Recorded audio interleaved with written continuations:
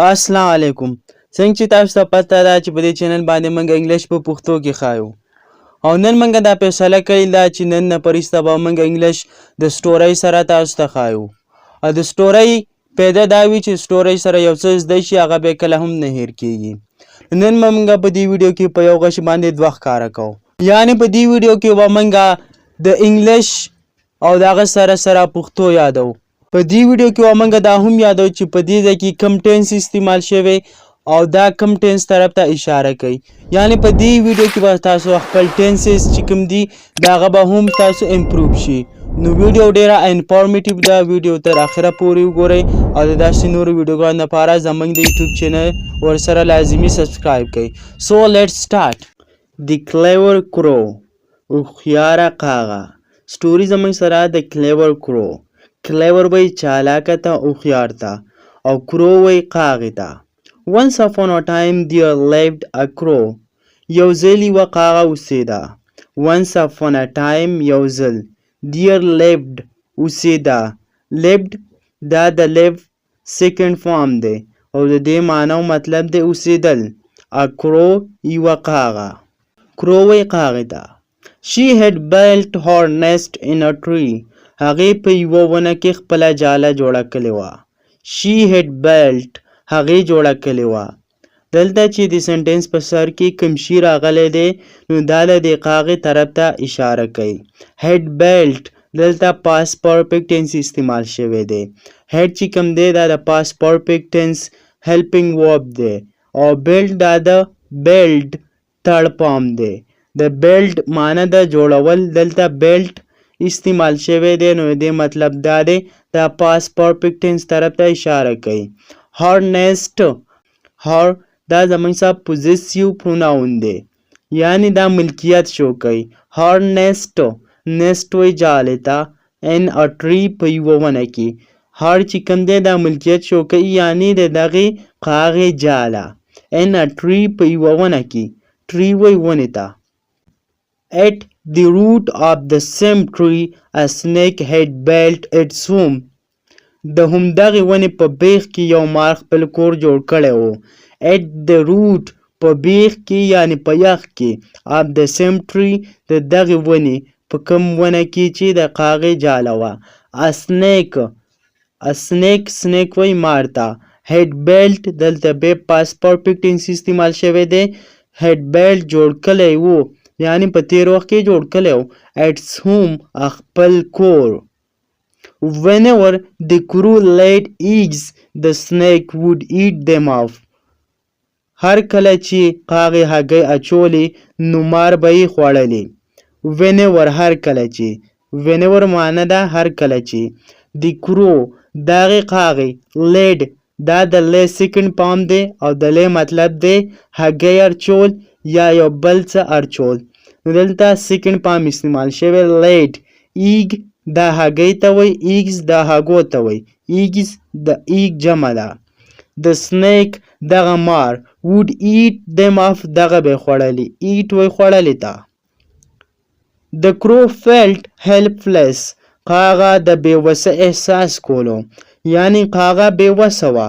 the crow دغه کاغه felt دا د feel second form دی او د feel معنی ده احساس کول، محسوسول. helpless help مدد ته او دلته راغلی دی helpless مطلب بېوسه، بې مدده، بېچاره. that evil snake I must do something. هغه بد مار زه بیا څه وکړم. دې کاغې ویل that evil snake. evil وی بد ته. snake مار. I must do something زه بیا څه وکړم. something څه. let me go and talk to him thought the crow. پرېږده چې لاړه شم او له هغې سره خبرې وکړم. کاغې دا فکر وکړو. let me go پرېږده چې لاړه شم and talk او خبرې وکړم to him د دغه سره یعنی دغه مار سره. thought the crow کاغې دا سوچ وکړو. thought دا د think second form دی او think وی سوچ ته.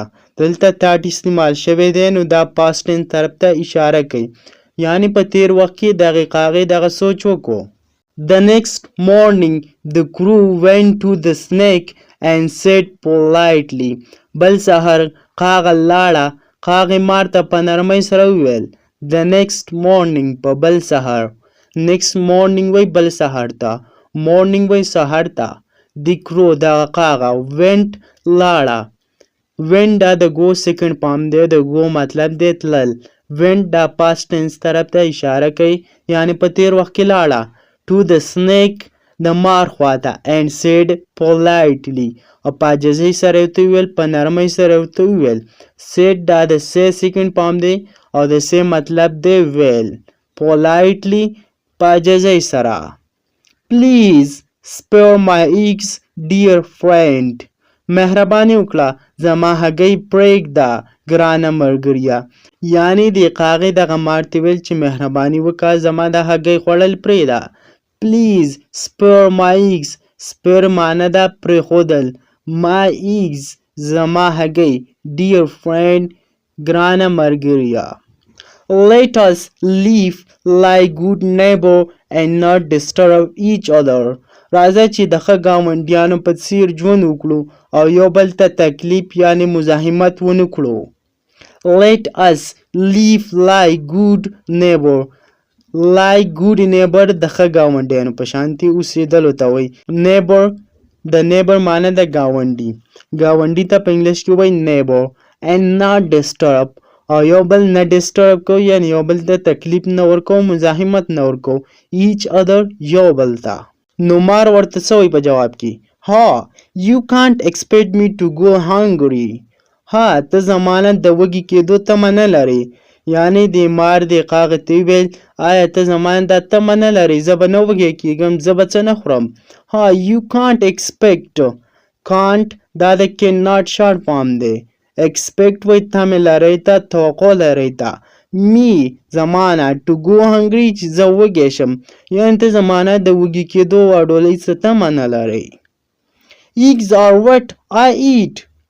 eggs are what I eat هګۍ هغه څه دي چې زه یې خورم eggs are هګۍ دي what هغه څه I eat چې زه یې خورم د مار د قاغې ته وویل هګۍ زما خوراک دی هګۍ هغه څه دي څه چې زه خورم replied the snake in a nasty tone مار په بدې لهجې سره جواب ورکړو reply دا د reply second form دی او reply وایي چاته جواب ورکول ته replied دلته second form استعمال شوی دی مطلب دا دی چې په تیر وخت کې جواب ورکو د snake دغه مار in a nasty tone nasty وایي بد ته یعنی په بدې لهجې سره tone tone tone وایي لهجې ته nasty tone بده لهجه The crow felt angry and she thought قاغې په غوسه شوه او هغې فکر وکړو The crow قاغې felt تاسو ته ما مخکې ویل چې د feel second form دی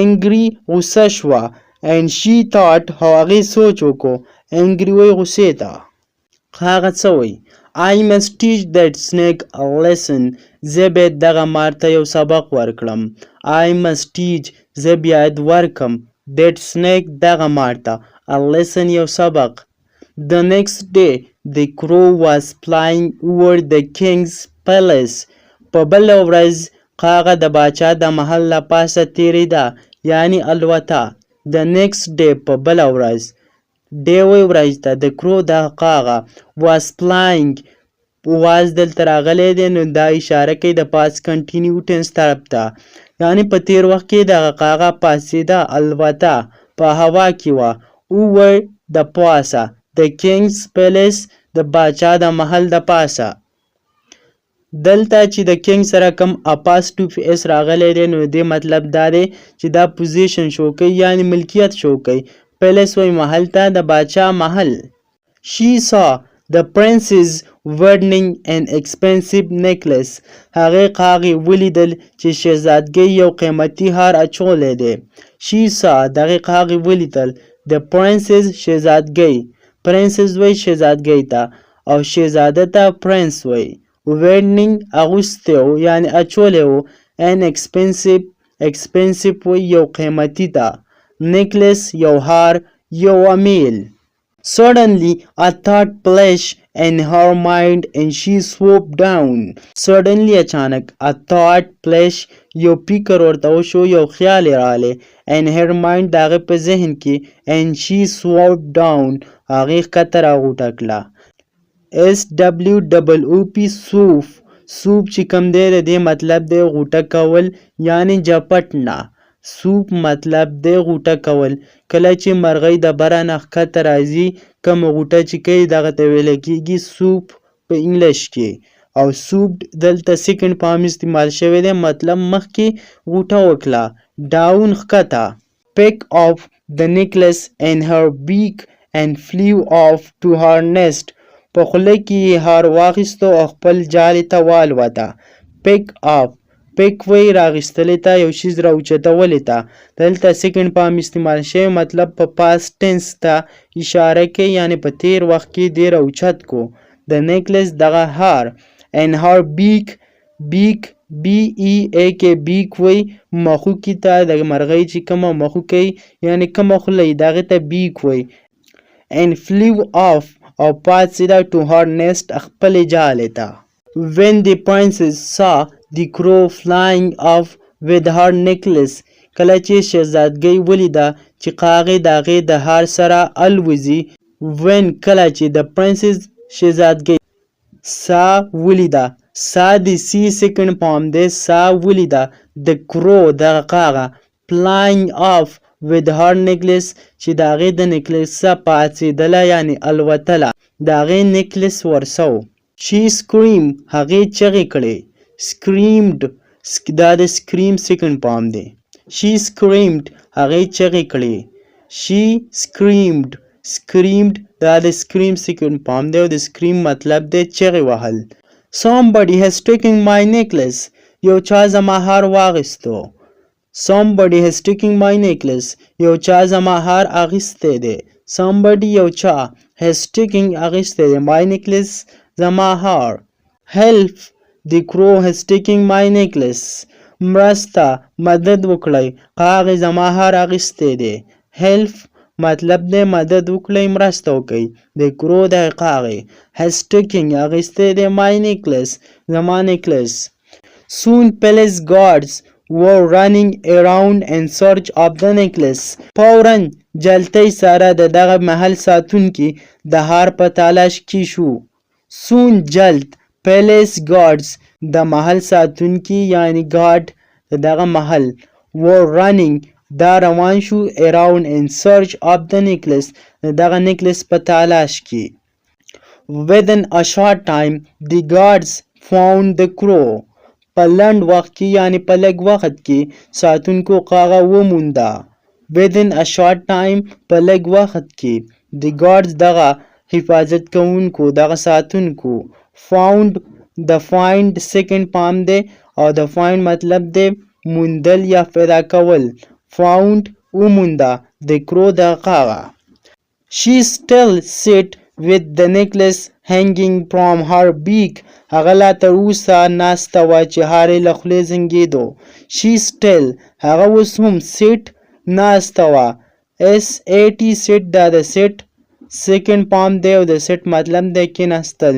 دلته sit سیکنډ فارم استعمال شوی دی، دې مطلب دا دی چې ناسته وه. with the necklace hanging from her beak او دغه نیکلس دغه عامل د هغې سره په خوله کې و یعنی hanging مطلب دی ځوړند و، د هغې خولې نه ښکته راځوړندېدو او ناسته وه. the clever crow thought now is the time to act.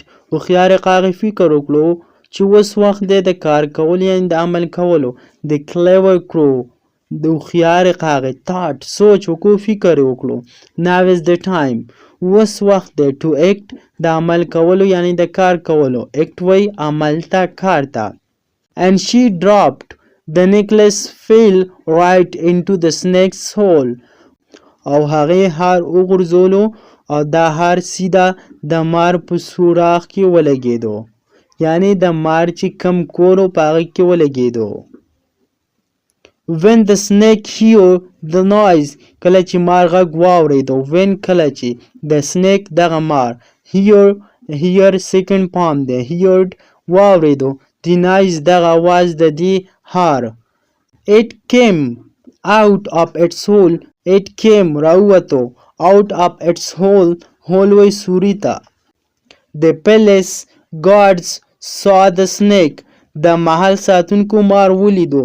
The palace guards د محل ساتونکو saw ولیدو the snake دغه مار. A snake! Kill it! They shouted. مار ووژنئ دیو چغې کړې. A snake یو مار. Kill it! دیو ویل چې مړ کړئ. دغه ساتونکو ویل they shouted. دی دا راغلی دغه guards دغه ساتونکو طرف ته اشاره کوي. shouted یعنی چغې ووهلې. shouted دا د shout سیکنډ فارم دی او د shout مطلب دی چغې وهل. shouted چغې ووهلې چې دا مار مړ کړي. With big sticks they beat the snake and killed it. په غټو لښتو یې مار ووهو او ویې وژو. With big sticks stick وی چوکو ته یعنې لښتو ته. They beat هغې ووهو the snake دغه مار and killed it او دغه مړ کو. Then the guards took the necklace and went back to the princess. بیا ساتونکو د غاړې هار واخیستو او شهزادګۍ ته بیرته لاړ. Then بیا the guards دغه ساتونکو took the necklace دغه necklace یې واخیستو. took دا د ټیک سیکنډ فارم دی. د دې مطلب د اخیستل. the necklace دغه necklace and went او واپس لاړ. back واپس to the princess دغه شهزادګۍ ته. The crow was happy. دغه قاغه خوشحاله وه. Now my eggs will be safe, she thought and flew away happily. اوس زما هګۍ به په حفاظت کې وي. هغې فکر وکړو په خوشحالۍ سره والوته. دې قاغې دا سوچ وکړو. Now my eggs will be safe. اوس به زما هګۍ په حفاظت کې وي. She thought هغې سوچ وکړ and flew away happily او په خوشحالۍ سره پاڅېده والوته. نتیجه د دې سټورۍ نتیجه څه وه؟ د دې سټورۍ نتیجه دا ده. Intelligence always wins. Intelligence always wins. د دې مطلب دا دی ذہانت همیشه جیتتی ہے. یعنی د دې مطلب دا دی کله چې څوک د خپل ذهن نه کار اخلي، خپل ذهن استعمالوي، نو هغه همیشه وینري، همیشه هغه ګټونکی وي. او که چېرته تاسو د دې سټورۍ نه یو ټکی هم یاد کړی وي نو پلیز مهرباني وکړئ د نورو داسې ویډیوګانو دپاره زموږ د یوټیوب چینل ورسره لازمي سبسکرایب کړئ او په کمنټ سیکشن کې موږ ته ضرور وایي چې موږ داسې سټورۍ تاسو ته نورې کنټینیو وساتو که نه. See you inshallah with another lesson and take care. خدا حافظ.